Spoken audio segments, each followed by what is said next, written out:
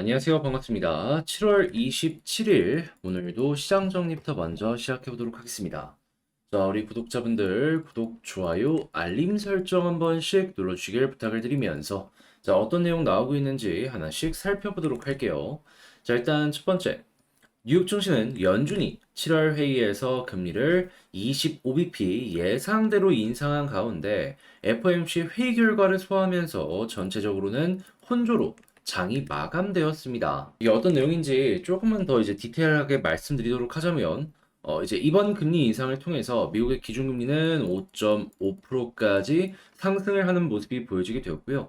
자, 그리고 이 제롬 파월 의장 같은 경우에는 회의 직후 가진 기자회견을 통해 앞으로 우리는 계속 지표에 따른 접근을 이어나갈 것이다 라며 모든 가능성을 열어놨지만 9월 회의에서 인상 가능성뿐만 아니라 동결의 가능성 이 모든 부분을 언급을 하였고요. 일단 연내 금리 인하는 없을 것이다 라는 전망을 유지하는 모습을 보여주게 되었습니다. 자, 근데 우리는 여기에서 어떤 부분에 집중하는 게 맞다? 일단 금리의 고점 부근에 도달하였다.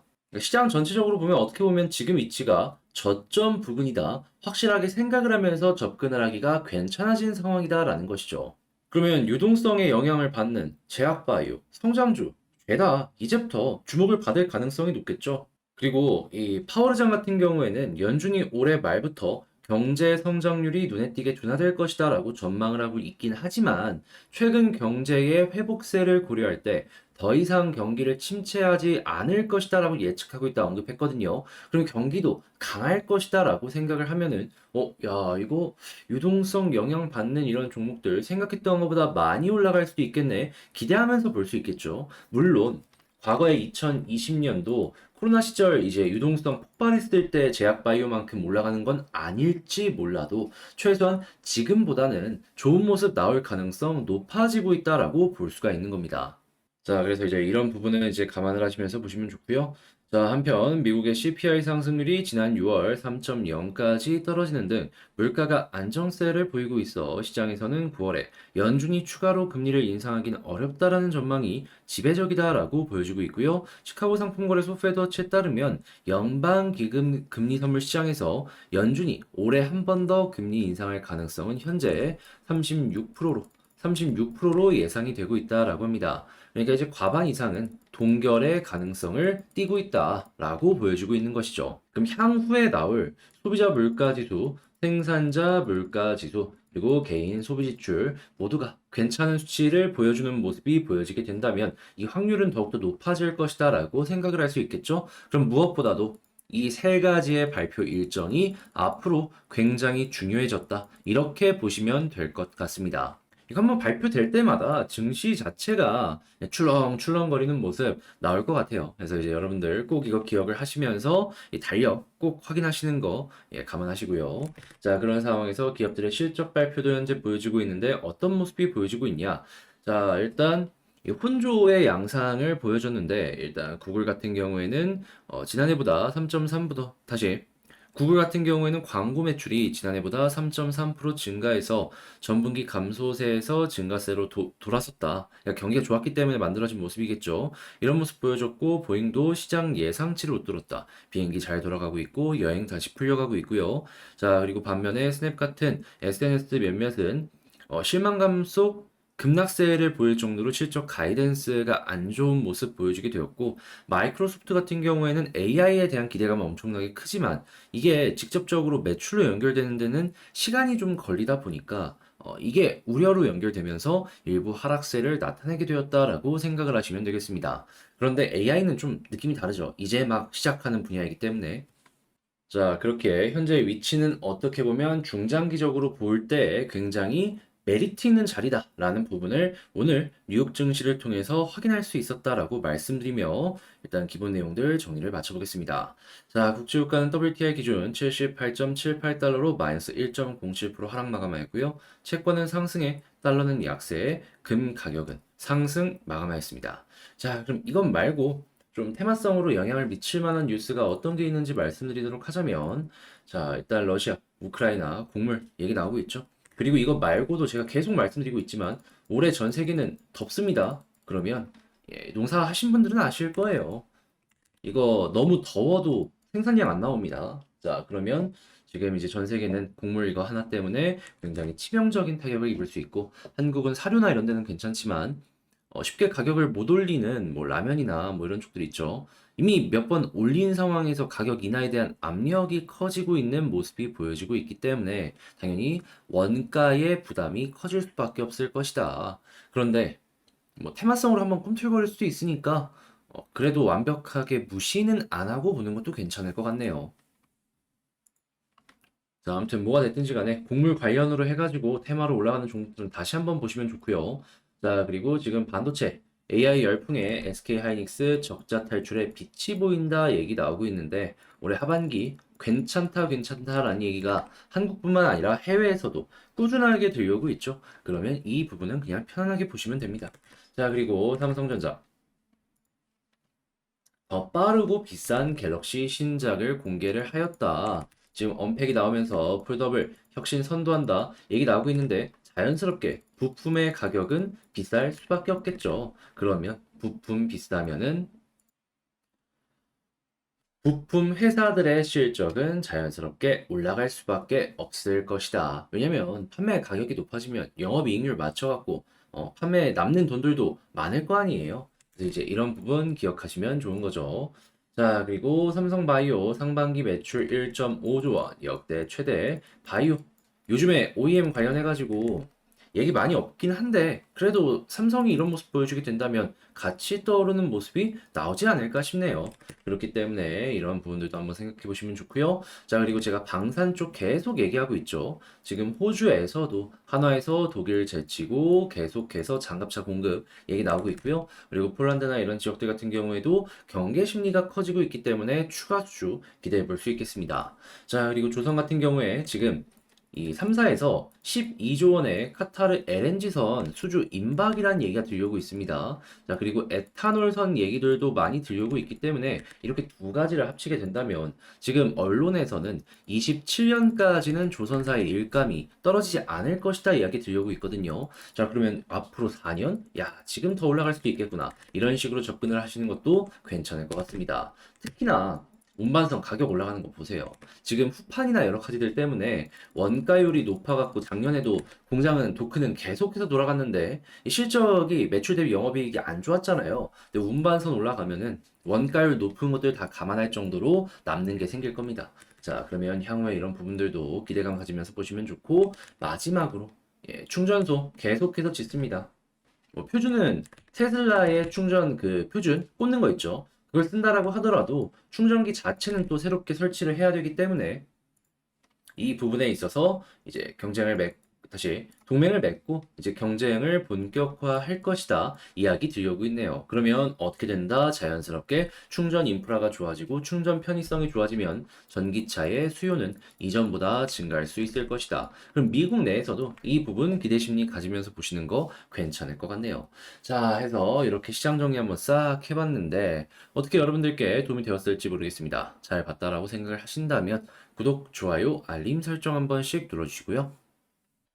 자, 그리고 지금 말씀드린 거는 제가 장 시작하기 전에 이렇게 같이 공부의 개념으로다가 올려드리고 있습니다. 그래서 같이 공부하고 싶고, 제가 어떤 모습들을 보고 있는지, 어떤 종목 보는지 같이 한번 참고해보고 싶다라고 생각을 하시는 분들이 다시, 참고하고 싶다라고 생각을 하시는 분들이 있으시다면, 영상 소개란에 있는 텔레그램 링크를 클릭하시고 입장을 해주시면 좋을 것 같습니다. 자, 그러면 개별 종목 살펴보도록 할게요.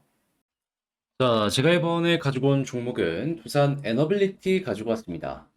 일단 어제 좀 불안했는데 오늘 그나마 좀 다행입니다. 예, 지금 굳이 매도할 이유가 없는 모습으로 연결되고 있어요. 단기적으로 보시는 분들도 한번 주목을 해보시면 좋을 것 같은데, 자, 어떤 내용, 키포인트로 잡아야 될지 하나씩 살펴보도록 하겠습니다. 들어보시고 도움 된다면 여러분 구독, 좋아요, 알림 설정 한 번씩 눌러주시면 감사하겠습니다. 자, 일단 나오는 내용부터 한번 보도록 할까요? 그랬을 때 어떤 내용이 보여지고 있냐? 최근에 한국이랑 영국이랑 해상 풍력 관련해서 협력을 맺고 이제 제3국으로 수출을 하기 위해서 같이 이제 좀 전략 대응을 한다. 뭐 이런 얘기 들려왔었죠. 자, 그런데 지금 산업부 해상풍력 허브 도약을 추진한다라고 얘기가 들려오면서 두산 에너빌리티가 여기에 참여할 것이다라고 보여지고 있습니다. 자, 그렇다면 한국 해상풍력 1등 사업자가 두산 에너빌리티이기 때문에 야, 이거 기대 심리 해외 수출까지도 연결이 되겠는데 이렇게 생각을 할 수 있겠죠. 그러면 해상풍력 관련된 니즈가 있는 국가가 이 동남아 지역에도 그렇고 생각보다 많기 때문에 이 부분은 확실히 어느 정도의 시너지를 줄 수 있을 것이다 생각을 할 수 있을 것 같습니다. 자, 그래서 일단 좋은 내용 하나 있는 거 확인했고, 두 번째 같은 경우에는 지금 이제 원전 관련된 내용이 하나가 더 나왔는데 어떤 부분이냐? 지금 신한울 3, 4호기 건설 시작하고 있죠. 그런데 여기서 끝내는 게 아니라 신규 원전 한 번 더 논의한다. 이런 얘기 들려오고 있습니다. 신한울 3, 4호기 다음에 대한 이야기가 나올 것이다 라는 건데 당연히 SMR 관련된 이야기들도 슬그머니 머리를 들어줄 수 있을 것이고 신한울 다음 이야기들도 슬그머니 떠오를 가능성이 높겠죠. 그리고 특히나 SMR 관련해가지고 한국에서 건설로 연결되는 모습이 보여지게 된다면은 해외 입장에서도 항상 이제 우리나라가 예전에 원전 수출할 때 걸림돌이 저거였잖아요. 너희도 왜 설치 안 하는데 우리한테 팔려고 하냐. 근데 그 부분 확실하게 깰 수 있을 것이다. 레퍼런스 확보한다. 기대심리 가지면서 보는 거 괜찮을 것 같습니다. 그리고 한국에서 나오는 것이기 때문에 남는 것도 많을 거고 그리고 무엇보다 이 국내 관련 뉴스가 빵빵 터져주면은 그거야말로 기대 심리를 이제 해외보다도 이제 훨씬 더 빠르게 우리에게 줄 수 있기 때문에 상당히 좋아 보인다 생각할 수 있을 것 같습니다. 그러다가 이제 폴란드랑 체코 관련된 내용까지 나오게 된다면 야 날개를 달고 쭉쭉 치고 간다 생각을 할 수 있을 거고요. 자 그렇다면 현재 위치에서 나오는 뉴스는 여전히 긍정적인 흐름이 유지가 된다 생각을 할 수가 있을 것 같은데 수급과 차트 한번 보도록 할까요? 일단 수급부터 봤을 때 어떤 게 보여지냐? 자, 어제 매도 나왔는데 오늘 다시 또 매수하고 있습니다. 외국인과 기관, 야, 이거 괜찮다라고 생각을 했는지 연기금 사모펀드 가릴 것 없이 저점 매집을 진행해 준 게 확인되고 오늘 결과적으로 개인들만 털린 거 볼 수 있거든요. 그러니까 윗꼬리는 결국 개인들이 던졌다라는 증거라고 생각을 한다면 이거 지금 이것만 유지가 되더라도 현재 위치에서의 가격 방어는 물론이거니와 추가적인 상승의 가능성도 높아진다? 이거 생각할 수 있을 것 같아요. 그러면 이거 유지만 되더라도 그냥 홀딩하면서 봐도 괜찮겠죠. 추가적으로 이 흐름 유지되면 매수 들어가도 괜찮을 것 같고 자, 그런 상황에서 이제 차트도 이제 연결해서 보도록 하자면 지지라인 제가 계속 말씀드리는 부분이 이 파란색 선 241선이죠. 현재 이 위에서 종가 마무리했습니다. 그런데 만약에 내일 여기 위에서 계속해서 노는 모습이 보여지게 된다? 그러면 매도할 이유 자체가 없다라는 거 일단 하나 생각할 수 있을 것 같고요. 그런 다음에 이제 올라갔을 때 어디까지 가느냐가 중요한데 제가 이것도 항상 말씀드리고 있죠. 과거에 이런 자리에서도 꾸준하게 말씀드렸습니다. 예, 볼린저 하단 찍고 21선 돌파하는 모습이 보여지게 된다면 볼린저 밴드 상단까지 돌볼 수 있다. 그렇기 때문에 중앙 21선 돌파하는 게 그 무엇보다 중요하다. 자, 그리고 나서 상단까지 갔을 때에는 이제 요즘에 제가 좀 믿는 거 있죠. 이 수렴 이후에 발산 나오는 거. 자, 그랬을 때 이전에 있는 고점 이 부근 위에서 이렇게 움직이게 된다면 한 번 더 이렇게 치고 올라가는 그림 기대하기 좋을 겁니다. 왜냐하면 수렴 이후에 발산을 봤을 때 이전에 있는 이 고점 있죠? 여기 돌파하고 나서부터가 진짜라는 얘기가 많거든요. 그렇기 때문에 이 부분은 그냥 이런 패턴이 많이 알려져 있구나 라는 거 생각하면서 차트 공부할 때 다른 종목들도 많이 이용을 하시면 좋을 것 같습니다. 자, 그리고 나서는 이제 올라갔을 때 제가 항상 말씀드리는 2만원 예, 매물대 많습니다. 예, 또 소화해야 될 거예요. 그렇기 때문에 일단은 2만원 아래까지 노리고 위쪽 소화 잘하면 조금 더 끌고 가고 그게 아니라면은 단기 조정 생각하고 감안하면서 전략을 짜시는 게 어떨까 싶네요. 그리고 그 당시 또 간다라고 하면은 제가 영상을 통해서 다루도록 할 테니까 그건 제 다른 영상을 통해서 참고를 하시면 좋을 것 같습니다. 자, 그러면 두산 에너빌리티 지금 봤던 거 총정리 한번 해보는 시간을 갖도록 하자면요. 일단 첫 번째 나오는 뉴스 너무나도 긍정적이다. 그렇기 때문에 이 부분은 걸릴 게 없는 상황이다. 다만 우리가 생각을 해야 되는 건 뭐다? 폴란드 쪽 이야기 나왔을 때 웨스팅하우스 혹시 이야기 나오게 된다면 이건 조심해야 된다. 하지만 이게 안 나온다면 특별하게 걱정할 게 없습니다. 자, 그리고 두 번째.